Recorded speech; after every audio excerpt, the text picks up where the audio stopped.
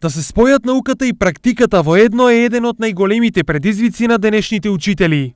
Преку социјалните мрежи, нашите деца и млади имаат милион или билион учители. Оттаму ги добиваат информациите. Треба и себе си како учители да си поставиме прашања дали ние сме подготвени, спремни и вољни да ги подготвиме децата за иднината, но и да ги оспособиме да живеат во сегашноста.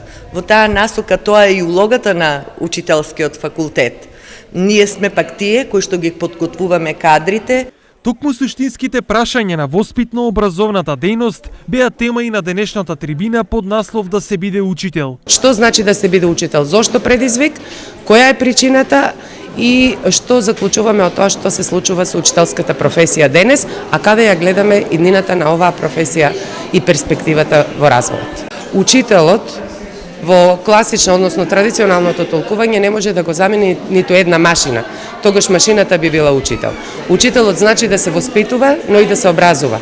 А воспитната страна на нашата професија, воспитната улога не може да ја замени никој друг. Трибината во Факултетот за образовни науки се организира веќе традиционално по петти пат, а е по повод неделата на детето и денот на учителите.